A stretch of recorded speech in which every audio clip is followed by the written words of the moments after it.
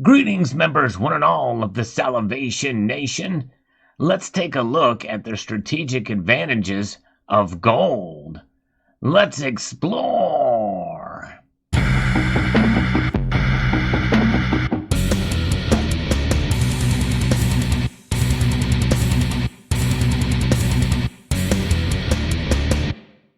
This is a relatively new campaign by the World Gold Council. You may have seen some of the commercials on TV, but this is kind of a slick marketing strategy they have put together here. And in fact, it's a little unique. The characters here look like perhaps they could have come from the new Matrix movie of Neo and Trinity here, but the strategic advantages of gold. Now, obviously, just like with the Silver Institute, the World Gold Council is going to obviously talk very positively about gold. But they do source some of the information in this presentation here, and we're going to look through it here. And there's been a lot of negative about gold. I've covered some of that on this channel. I do like to be contrarian from time to time, and I think it's good to have a healthy skepticism of that which we hold dear, and that is gold and silver and other precious metals as well.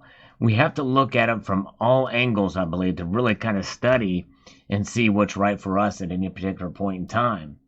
The key is about long-term hedging against economic instability. But let's see what they have to say about it at the World Gold Council in this presentation. So, there's reasons why investors turn to gold. It presents a uniquely versatile investment proposition because of its dual nature as both a consumer good and an investment asset. Already I disagree with that statement. I don't see gold as an investment at all. The metal itself is there. It has value that has proven itself over history. It will never go to zero. It is simply an insurance policy. It is a hedge against economic instability and against inflation, deflation, hyperinflation, stagflation, and yes, shrinkflation as well. And it really doesn't have as much of a dual nature.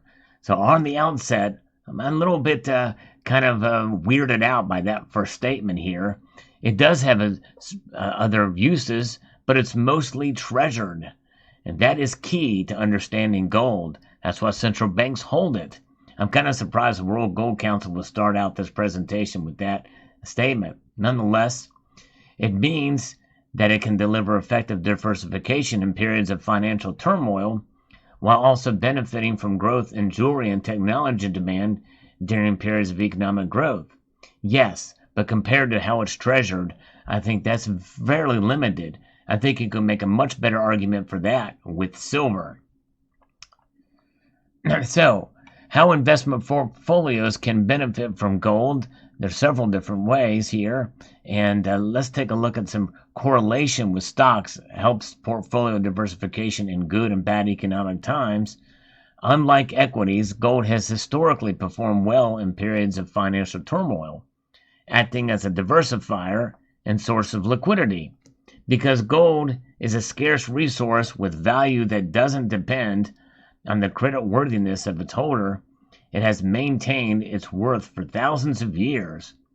Gold helps investors manage the risks that other financial assets bring, playing a key role in creating a more balanced and stable portfolio. And that's exactly right. Being diversified and gold is acting as a part of that. It certainly is key. It's here we can see from this chart here with its compared to other stocks.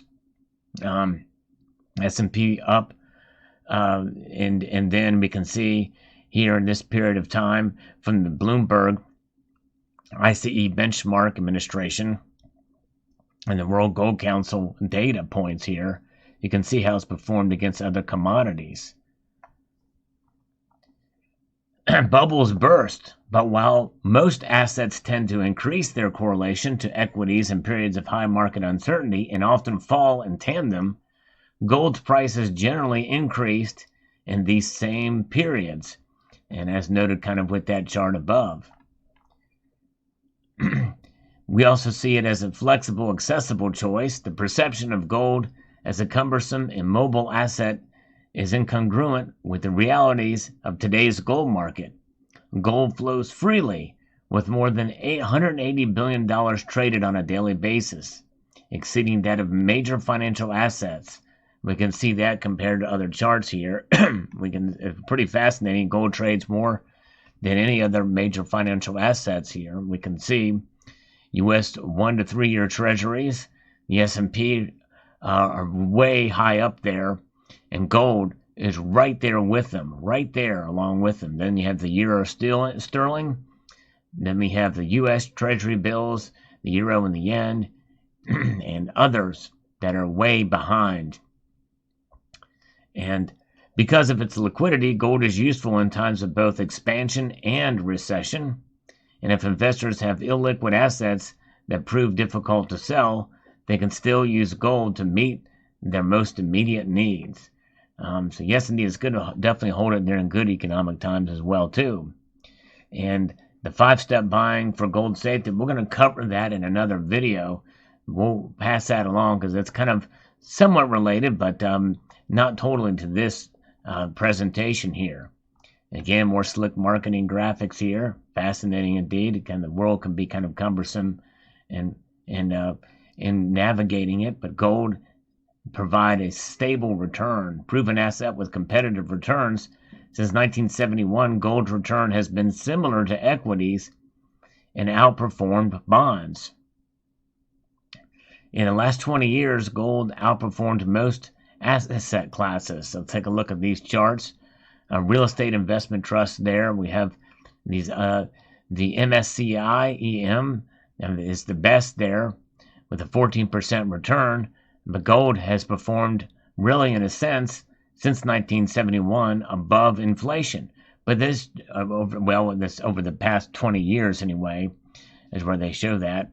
And it is interesting to see that it has performed higher than inflation if you measure it over the past 20 years. So look at all these other things that have come down. Cash, obviously, is kind of interesting, I guess, with cash like CDs and the like, and kind of the cash-based investments or what have you, very little return, much lower than the rate of inflation these days. Gold's return at about 11% is higher than inflation right now if you measure it over the last 20 years.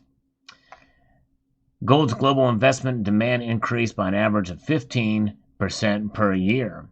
So that is fascinating to see it grow as an investment vehicle or as a hedging class. There are ways to invest in gold as well too, but that's mostly in mining stocks, playing the ratio, or short trading, or what have you with gold. Though its dual nature as a consumer good and investment, gold has historically preserved its value. Unlike fiat currencies, gold can't be printed, only mined. This explains in good part why it has consistently outperformed all major fiat currencies. That's right. And that's really the best we can hope for gold, is that it will outperform currencies. Because currencies, all major fiat currencies, by design, especially the Federal Reserve note, what the Federal Reserve does with these notes here is they act to devalue them by at least 2% each year. That's the target inflation. But now we know it's up almost to 7% as of the recording of this video. And so there you have it. Diversification, liquidity, and returns. Gold is a strategic advantage for people who accumulate the metal here. It's a strategic advantage, but it does involve in smart and intelligent ways to buy it. And you can buy it safely. Again, we'll talk about that in another video, but the key is making purchases strategically, because that's the best way you can make a return. Because if you buy all of your gold when it spikes up and there's a high premiums on it, you're going to be working against yourself and capturing what it is meant to do, and that is to preserve your wealth. You do have to worry about premiums with gold, not as much as you would with silver, but it is something to take into account when you make purchases, and watch the spot price, because gold is best to be bought when it dips down in price. And so if you can make more purchases of gold when the prices dip, then you're going to be better in the long run as a wealth preservation tool. So there you have it. What a fascinating little um, presentation here by the World Gold Council. And just something kind of short and sweet to kind of give you an inside look at here on why gold has done so well, especially over the past 20 years. And that's just it. The longer period of time that you can measure performance against other asset classes or investments, I think is going to give you a better case for buying gold and for holding gold. And so those of you who've been discouraged this year because gold has been down generally this year compared, over a 12-month period, this should give you a little bit of hope. You're going to see some periods of time where gold doesn't perform as well.